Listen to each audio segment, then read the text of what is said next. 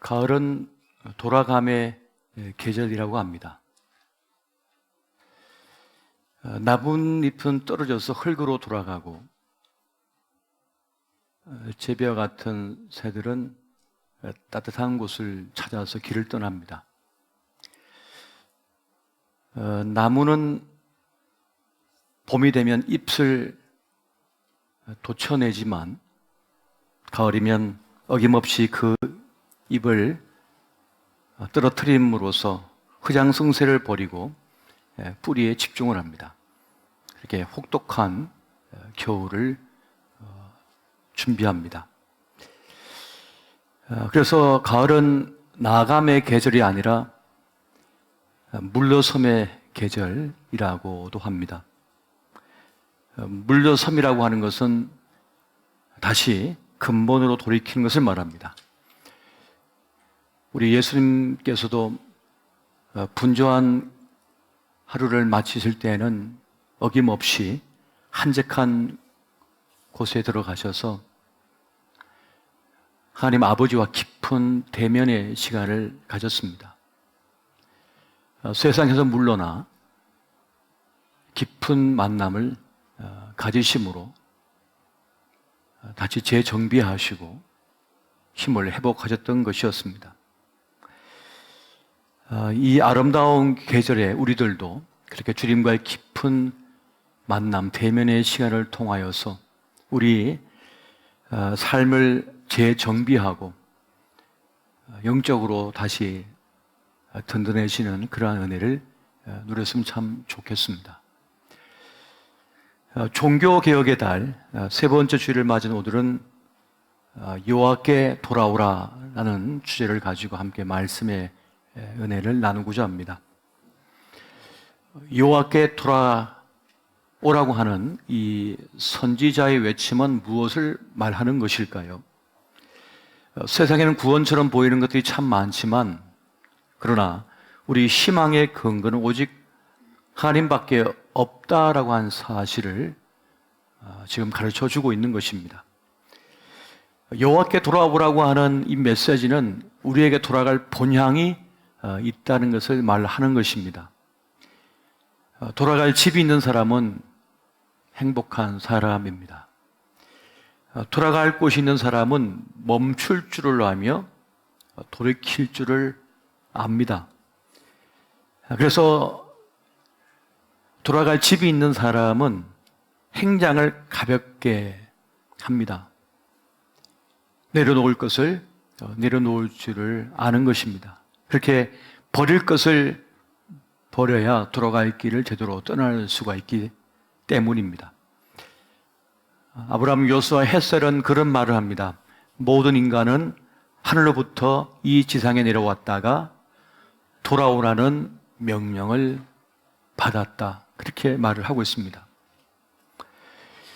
돌아오라고 하는 이 말씀을 들을 때마다 우리는 돌아온 탕자를 빼놓을 수가 없습니다.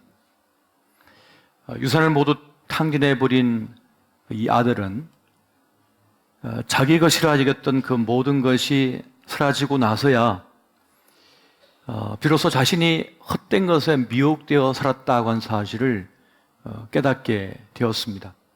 재물도 사라지고 사람들도 사라지고 하루의 삶도 보장받기 어려운 형편 속에 던져졌을 때 그는 자신의 처지를 골몰하게 됩니다. 제정신을 차리게 된 것입니다.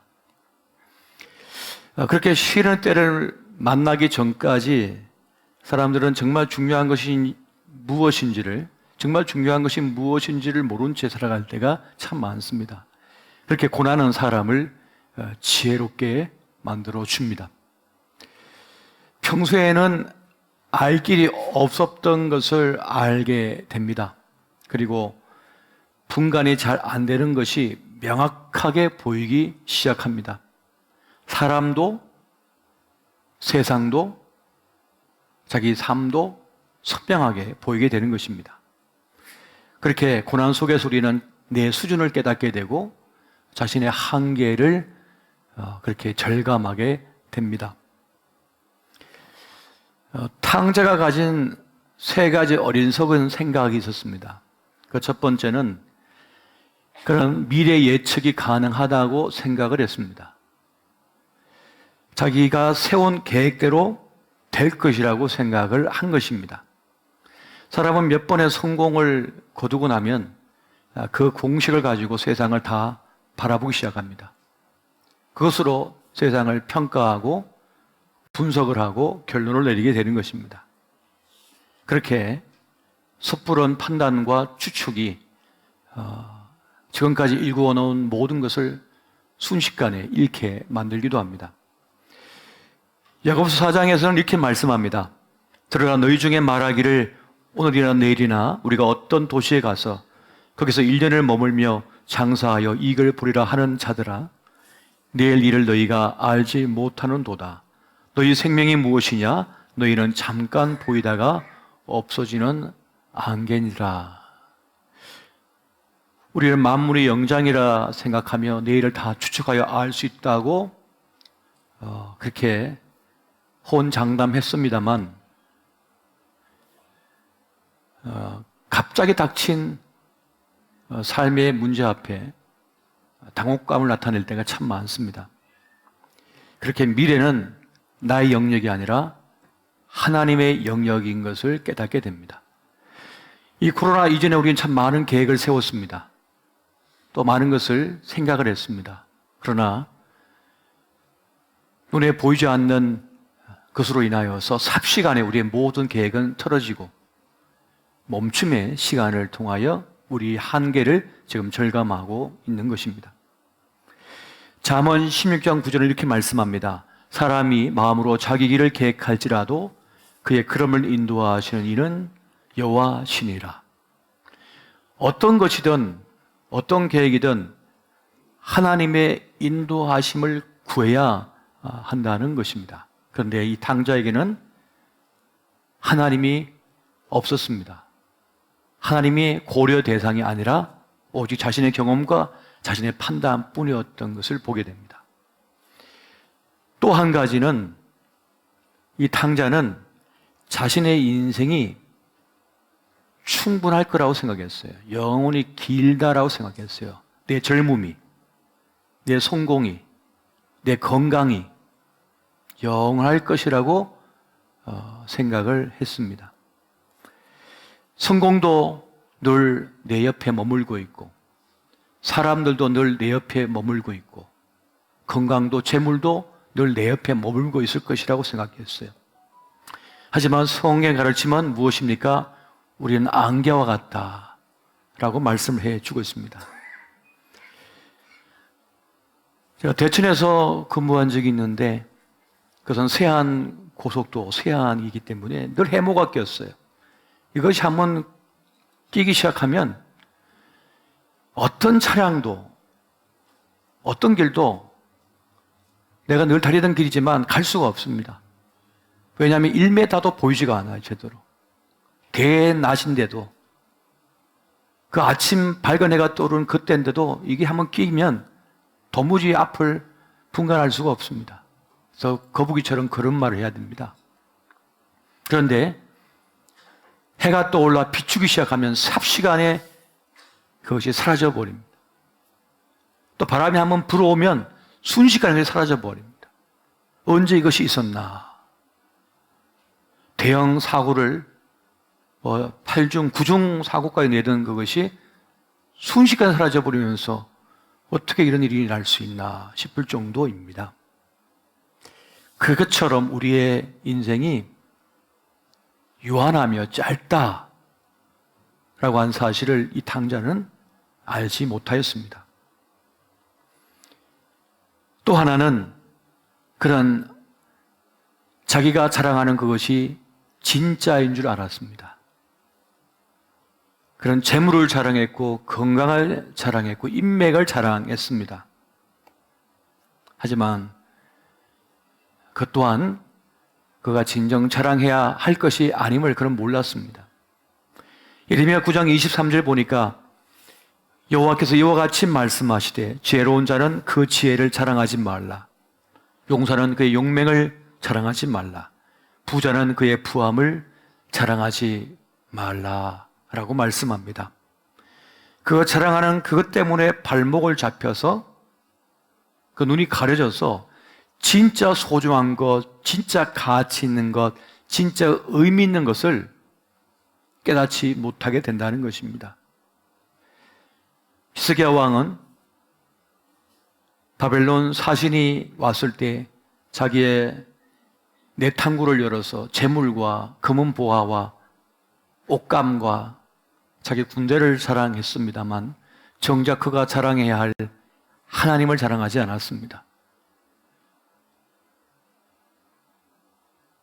능으로도 안 되고 힘으로도 안 되는 것이 오직 하나님 명으로 된다고 하는 그 사실을 자랑해야 하고 알려줬어야 했음에도 불구하고 그는 하나님이 부끄러웠는지 아니면 하나님보다 자기를 자랑하고 싶었는지 그런 하나님을 드러내지 않았습니다. 결국 그는 모든 것을 빼앗기고 말았습니다.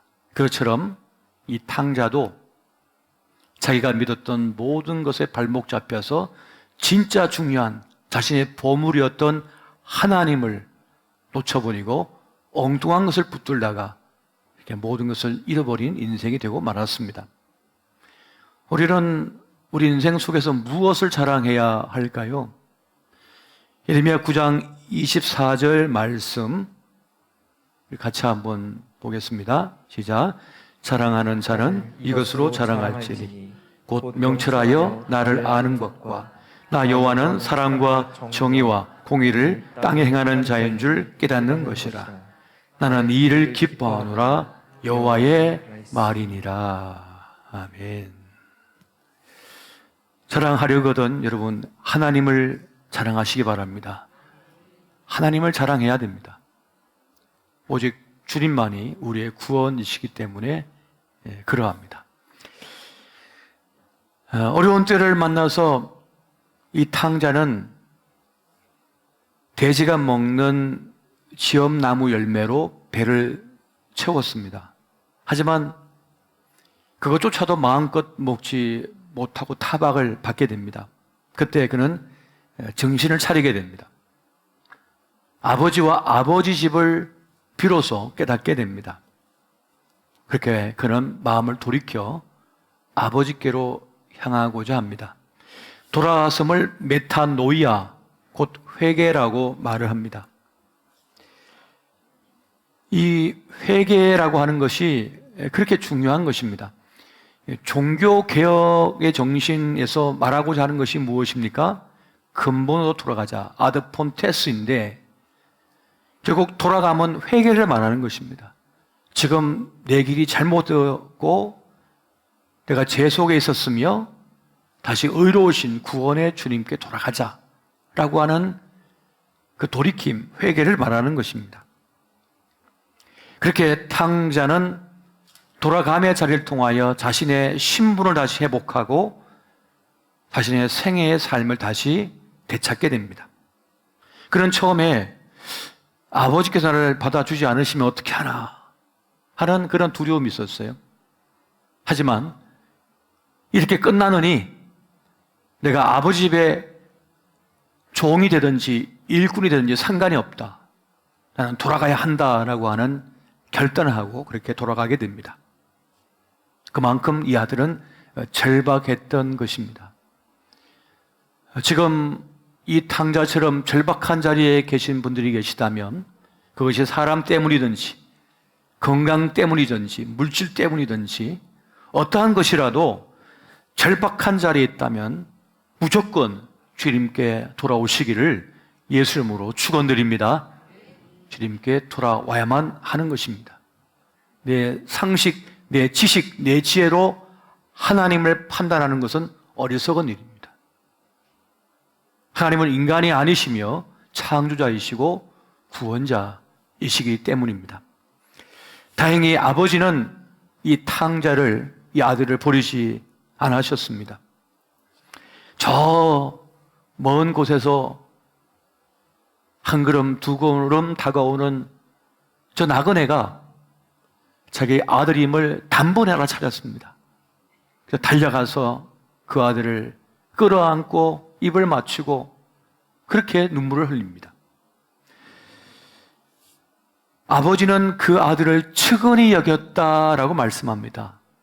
이 측은히 여겼다라고 하는 이 말은 아주 강렬한 말인데요. 이 말은 고대 언어에서 깊은 마음을 뜻할 때 창자에 머문다라고 하는 표현을 썼다고 합니다. 그러니까 그 아들을 바라볼 때 그 측은히 여기는 아버지의 마음은 창자가 끊어지듯 아픔 속에서 그 아들을 만났다는 것입니다. 거짓골이 되어서 돌아온 그 아들을, 남루한 모습에서 돌아온 그 아들을 끌어안고 이 아버지가 그렇게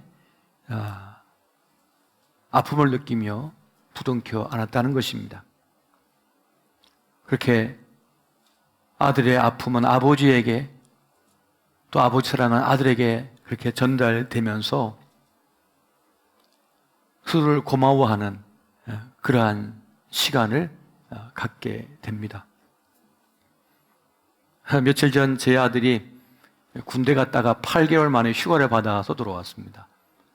GOP에서 근무하는데 코로나 때문에 휴가를 못 나가서 8개월 만에 이렇게 나왔는데 달라진 아들의 모습 보니까 너무 좋더라고요. 군복 입은 모습 멋지기도 하지만 또 햇볕에 그을린 모습을 보니까 측은하기도 하고 그랬습니다. 그런데 얼굴은 제대로 못 봤어요. 왜 그렇게 바쁜지 친구 만난다고 나가고 정작 잠잘 때나 얼굴 한번 쳐다보고 그랬습니다. 그렇게 며칠 있다가 또 훌쩍 군으로 갔는데요. 부모의 마음이 다 그런 것 같습니다. 아들 떠나보내고 제 방에 있는 제 어머니 사진 액자를 이렇게 바라봤습니다. 어머니도 나를 군대 보낼 때 그런 마음이셨겠구나, 아버지도 그러셨겠구나 하는 생각이 들었습니다. 탕잡처럼 먼 길을 방황하는 인생들은 지칠 수밖에 없습니다. 힘겨움 속에 가쁜 숨을 몰아쉴 수밖에 없습니다. 그때는 아버지께로, 어미의 품으로 우리는 돌아갈 수 있어야 합니다. 그것이 우리의 영혼의 안식이요, 또 안식처요, 영혼의 다시기 때문에 그렇습니다.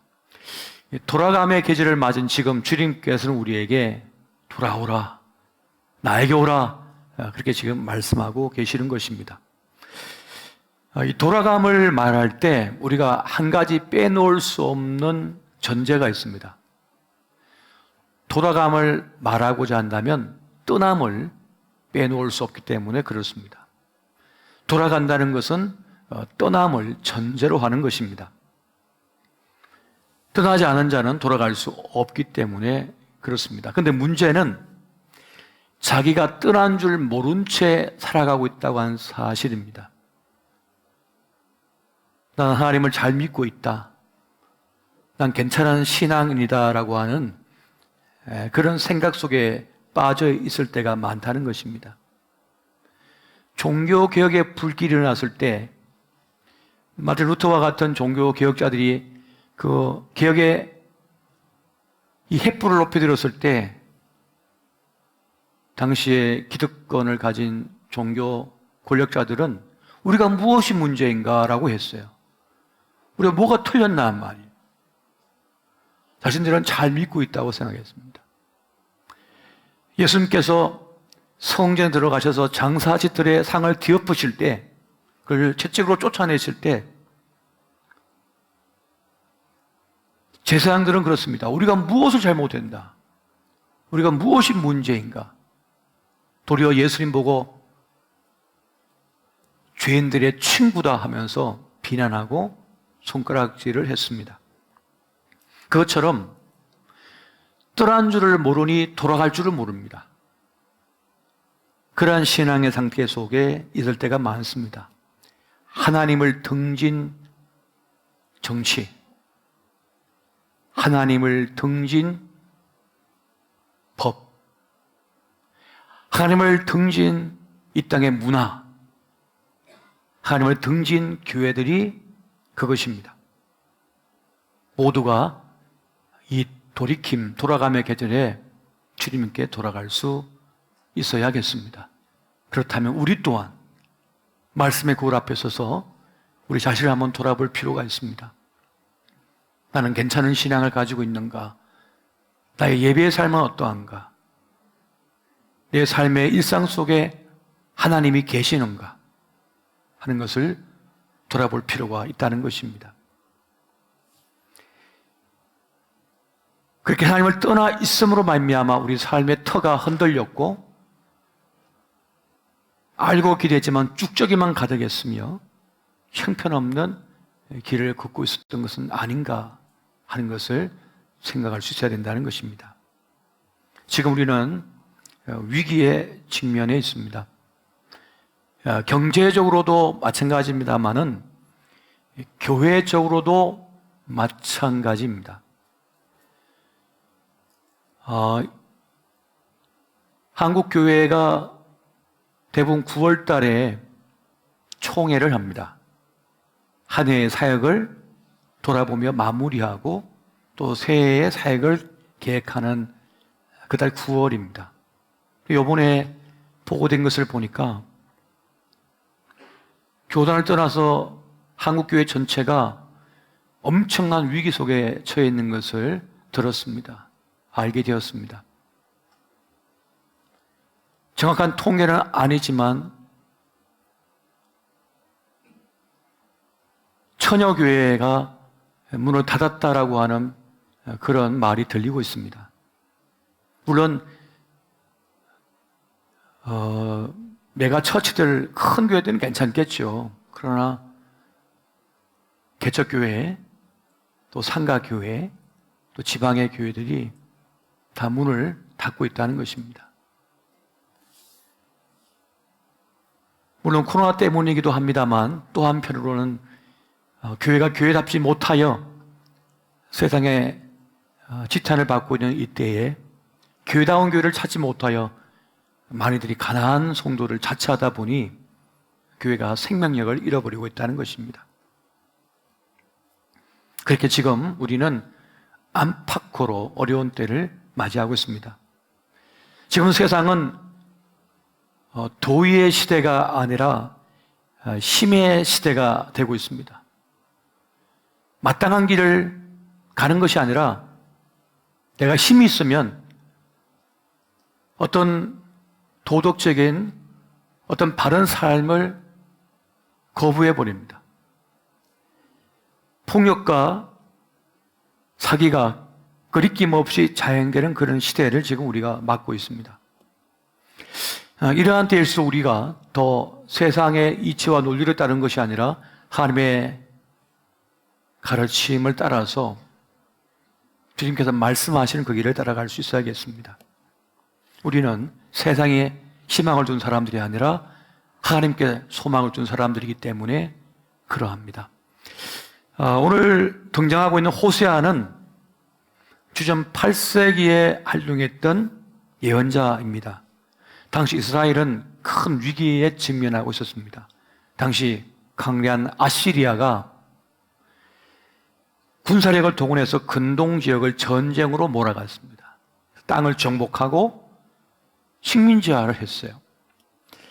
그런데 그런 급변하는 국제정세 속에서도 이 북왕국 이스라엘은 그 안에서 하나가 되지 못한 채 내분 속에 있었습니다. 군사적 반란은 끊이지 아니했고 왕들이 쫓겨나고 새로 세워지는 것이 다반사였습니다. 그래서 호세아는 각기 자기의 마음에 맞는 왕을 세우기 위하여 애쓰는 자들을 빵 굽는 화덕에 비유하기도 했던 것을 보게 됩니다. 서로가 서로를 믿지 못했습니다. 한 민족이지만 서로를 믿지 못해요. 그리고 자기 이익을 위하여 법을 어겨버립니다. 음모와 술수를 부립니다. 그래서 길르앗은 폭력의 성읍이 되었다고 기록되고 있는 것을 보게 됩니다.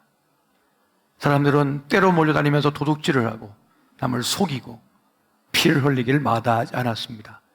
권력을 가진 이들은 자신의 이권과 자기의 생존을 위하여 기꺼이 애굽이나 아시라의 빌붙기를 원했고 자기들이 보호해야 할 백성들은 돌보지 않았습니다. 바로 이러한 시대, 이러한 때에 호세아가 등장하여 우리는 여호와께 돌아가야 한다, 여호와께 돌아가자, 그렇게 외치고 있었던 것입니다. 답이 없는 세상 속에서, 답이 없는 인생들에게 하나님이 답이시다라고 하는 사실을 지금 호세아는 외치고 있었던 것입니다. 그렇게 기댈 곳 하나 없고 믿을 데 하나 없는 불쌍한 백성들에게, 그 인생들에게 하나님께 돌아오라, 돌아오라 라고 말씀하셨던 것입니다. 저는 이 말씀을 묵상하면서 구한말 우리의 선조들이 걸어갔던 그때를 생각했어요. 나라님도 잃고 군대도 해산당하고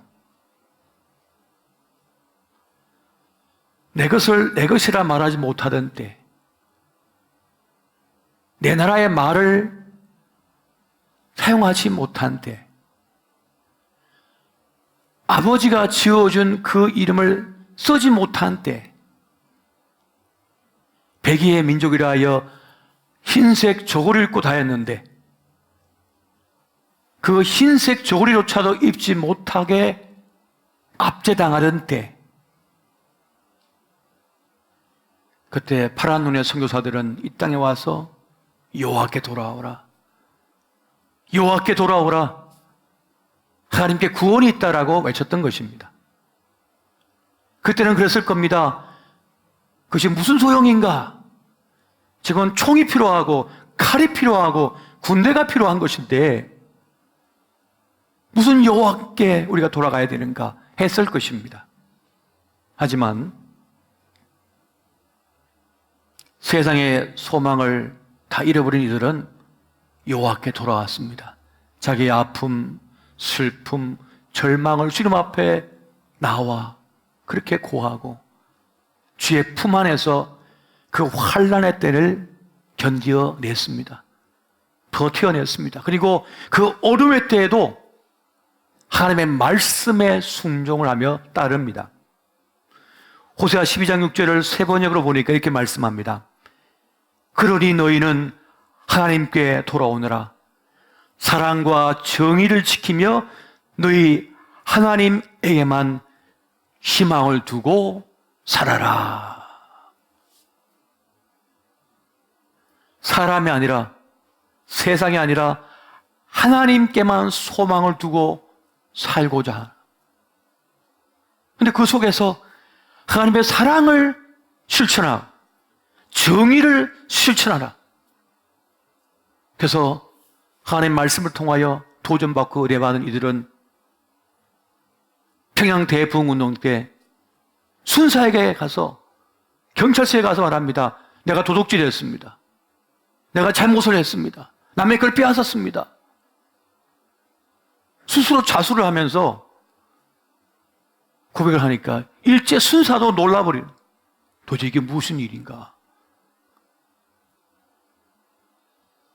어려운 이들을, 자기도 힘든데 어려운데 어려운 이들 돌봐주기 시작하고, 헐벗은 자에게 옷을 벗어주고, 미음을 끓여서 병든 자에게 미음을 먹여주고, 그러한 일들이 동네 방내에서 일어나기 시작합니다. 그것이 인민족을 버티게 했으며 살게 했으며 희망을 갖게 했습니다.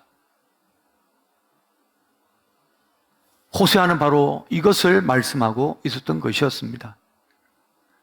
세상의 인가율이 아닌 하나님의 인가율, 하나님의 법과 식을 따르고자 할 때 그 자리에서 하나님 나라가 작동되고 있음을 여러분 믿으시기 바랍니다.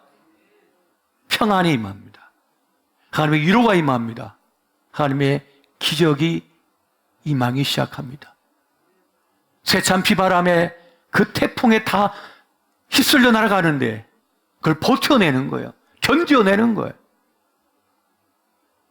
오직 여호와께 돌아간 자가 하나님의 통치함을 받아 그렇게 견뎌냈던 것입니다. 그래서 하나님의 사람들은 압니다. 이 세상이 인가율로 흐르는 것 같지만 그것이 아니라 하나님의 공의와 정의가 하수와 같이 흐르고 있다고 하는 사실을 그들은 압니다. 그래서 침묵하나 그 침묵은 말이 없음이 아닙니다. 몸으로서 삶으로서 그들은 하나님의 법과 식을 따르며 말하고 있었던 것입니다. 여러분, 내가 가진 능력만 가지고 내 인생의 가능성을 삼는 사람은 낙심하기 쉽습니다.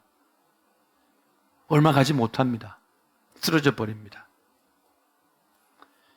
그래서 호세아는 외칠 것입니다. 힘써 알라, 힘써 하나님을 알라.